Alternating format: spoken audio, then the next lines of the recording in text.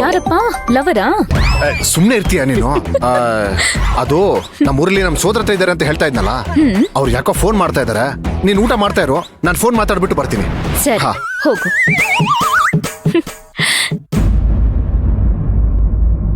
ನನ್ ಬದುಕಲ್ಲಿ ಇವನು ಬರ್ದೇ ಇದ್ದಿದ್ರೆ ನಾನೀಗಿರೋ ಪರಿಸ್ಥಿತಿಯಲ್ಲಿ ಏನಾಗ್ಬಿಡ್ತಿದ್ದೆ. ಭಗವಂತ ನನ್ನ ಬದುಕಲ್ಲಿ ಎಲ್ಲರನ್ನೂ ಕಿತ್ಕೊಂಡ, ಆದ್ರೆ ಇವನಂತ ಒಳ್ಳೆ ಸ್ನೇಹಿತನ ಕೊಟ್ಟ ನನಗೆ. ಥ್ಯಾಂಕ್ಸ್ ದೇವ್ರೆ. ಇವನಿಲ್ದೆ ಹೋಗಿದ್ರೆ ನನ್ ಬದುಕಿ ಏನಾಗ್ತಿತ್ತು. ಅಮ್ಮ, ಅಚ್ಚು. ಬಂದೆ ಅತ್ಗೆ.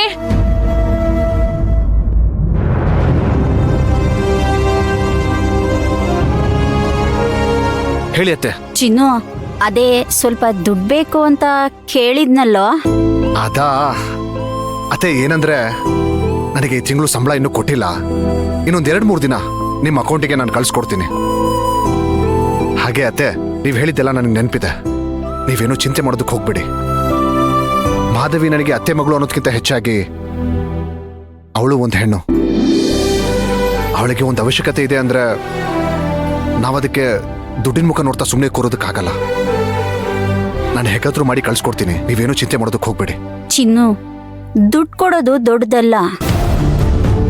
ಇನ್ ಸ್ವಲ್ಪ ದಿನದಲ್ಲಿ ನಾವು ಅವಳಿಗೆ ಒಂದು ಗಂಡು ಹುಡುಕಿ ಮದ್ವೆ ಮಾಡ್ಬೇಕು ಕಣೋ. ಇಲ್ಲಾಂದ್ರೆ ಇನ್ನ 3-4 ವರ್ಷ ಮದ್ವೆ ಆಗೋ ಯೋಗನೇ ಇಲ್ಲ ಕಣೋ. ಹಾಗಂತ ನಮ್ ಜ್ಯೋತಿಷ್ರು ಹೇಳಿದ್ರು ಕಣೋ. ಅಷ್ಟು ಬೇಗ ಹೇಗ್ ಸಾಧ್ಯ ಅತ್ತೆ? ಮದ್ವೆ ಮಾಡಕ್ ಆಗದೆ ಇದ್ರು ನಿಶ್ಚಿತಾರ್ಥನಾದ್ರೂ ಮಾಡ್ಬೇಕಲ್ವಪ್ಪ. ಮದ್ವೆ ಆಮೇಲೆ ಬೇಕಾದ್ರೂ ಮಾಡ್ಕೊಬೋದು ಅಂತ ಹೇಳ್ತಿದ್ದಾರೆ. ಸರಿ ಅತ್ತೆ, ಮಾಧವಿಗೆ ನೀವು ಗಂಡು ನೋಡೋದಕ್ಕೆ ಶುರು ಮಾಡಿ. ಮದ್ವೆಗೆ ಏನ್ ಮಾಡ್ಬೇಕೋ ಆ ವ್ಯವಸ್ಥೆನ ನಾನು ಮಾಡೋದಕ್ಕೆ ಪ್ರಯತ್ನ ಮಾಡ್ತೀನಿ. ಏನಪ್ಪ ಚಿನ್ನು, ಹೀಗ್ ಮಾತಾಡ್ತಾ ಇದೀಯಾ? ಯಾಕತ್ತೆ, ನಾನೇನಾದ್ರೂ ತಪ್ಪು ಮಾತಾಡದ್ನ? ಯಾಕೆ ಹೀಗೆ ಹೇಳಿದ್ರಿ? ಅಲ್ಲ ಕಣೋ, ನಿಮ್ಮ ಅಮ್ಮನ ಆಸೆ, ನಮ್ಮ ಯಜಮಾನ್ರ ಆಸೆ, ನಿನ್ ಸೋದ್ರ ಮಾವ ಕೂಡ ಅದೇ ಆಸೆ ಇಟ್ಕೊಂಡಿದ್ರಲ್ವೇನೋ? ಅವ್ರಿಬ್ರ ಆಸೆ ಏನಿತ್ತು ಹೇಳು? ಮಾಧವಿನ ನಿನ್ಗೆ ಕೊಟ್ಟು ಮದ್ವೆ ಮಾಡ್ಬೇಕು ಅಂತ ಅಲ್ವೇನೋ?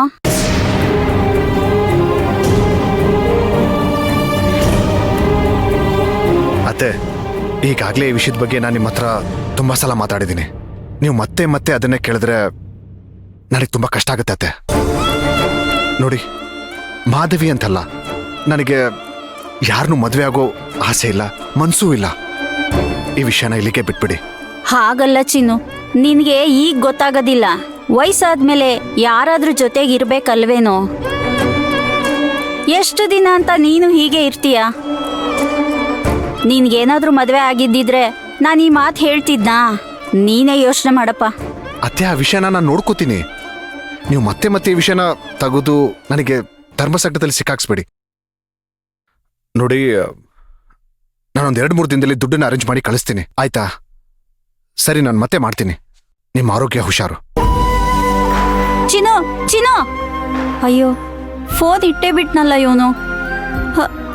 ನಾನು ಹೇಳೋದು ಇವನ್ಗೆ ಅರ್ಥನೇ ಆಗಲ್ವಲ್ಲ. ನಿಮ್ಮ ಅಮ್ಮನ ಆಸೆ, ನಮ್ಮ ಯಜಮಾನ್ರ ಆಸೆ, ಮಾಧವಿನ ನಿನ್ಗೆ ಕೊಟ್ಟು ಮದ್ವೆ ಮಾಡ್ಬೇಕು ಅಂತ ಅಲ್ವೇನೋ?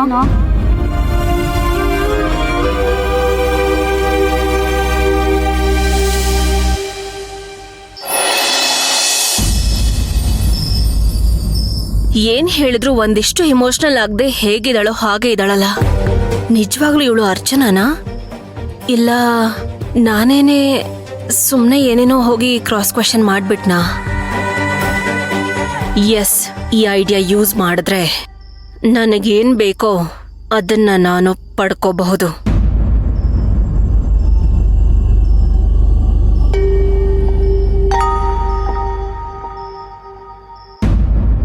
ಆಮೇಲೆ ಮಾಡ್ತೀನಿ. ಅಮ್ಮ, ನೀವು ಊಟ ಮಾಡಿದ್ರೆ ಪಾತ್ರೆ ತೊಳೆದ್ಬಿಟ್ಟು ನಾನು ಮನೆಗೆ ಹೋಗ್ತೀನಿ. ನೀನ್ ಮನೆಗೆ ಹೋಗ್ಬೇಕಾ? ಹೋಗು. ನಿನ್ನ ಅವಸರಕ್ಕೆ ಪಾತ್ರೆ ತೊಳಿಬೇಕು ಅಂತ ನಾವು ಊಟ ಮಾಡಕ್ಕಾಗತ್ತಾ? ಹಂಗಲ್ಲ, ನಮಗ್ ಯಾವಾಗ ಬೇಕಾ ಅವಾಗ ಮಾಡ್ತೇವ್ ಕಣೆ. ಸರಿ, ನಿಮ್ಮಿಷ್ಟ.